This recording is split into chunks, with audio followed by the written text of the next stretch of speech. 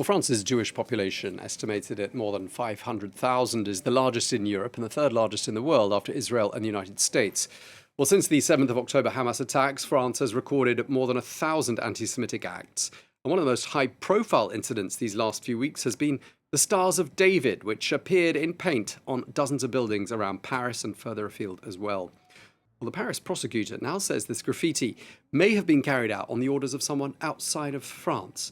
Let's get more. We can speak to Dr. Samuel Ramani, who's an associate fellow at the Royal United Services Institute, who joins us from Oxford in the UK. Thank you so much for joining us again, Dr. Ramani. Let's first talk about the scale of the graffiti that we've seen across certain areas of Paris and the suburbs. Does it suggest to you this was a solo operator or something more organised?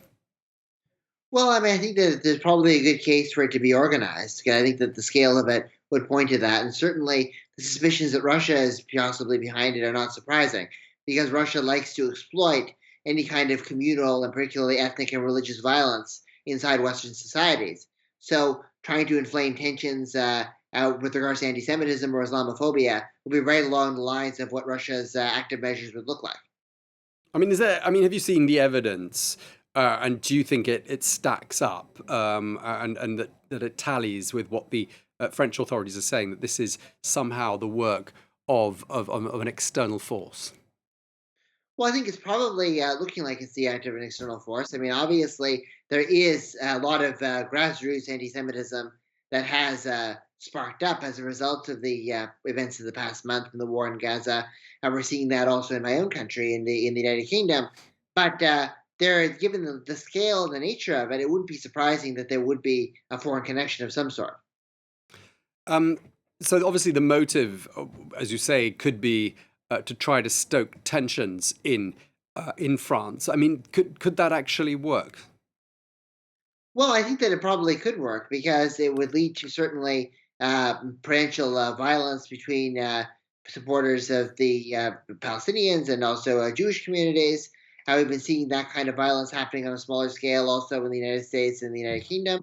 It could also be trying to capitalize on France's tradition of street protests and unrest in general. Like, for example, the Russians and the Russian state media very, very strongly cheered on the Gilets Jaunes protests earlier in Emmanuel Macron's tenure, and basically have always showcased any kind of unrest within society. So it certainly could lead to something more serious. And we've already seen that happening in Britain and the United States too.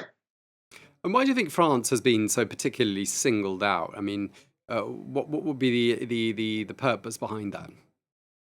Well, I think it's because France's position on this particular conflict is it's quite complicated, right? I think that, obviously early on, Emmanuel Macron took quite a strong pro-Israeli stance, to the point in which he was even banning a lot of these pro-Palestinian protests from taking place. It was a lot harder than, for example, what we saw in Britain. And then, as time has gone on, France didn't vote with the United States and the UNGA on the conflict. I think that Macron's policies and some of the shifts that we've noticed are reflective of polarizations, and his desire to balance alignment with the United States and standing up for the Jewish community, but also appeasing and satisfying the sentiments of the Muslim community, student groups, and many others who are strongly pro-Palestinian. Okay, well, thank you very much for taking the time to share that with us, Dr. Samuel Ramani at the Royal United Services Institute. Thank you. Thank you very much. The EU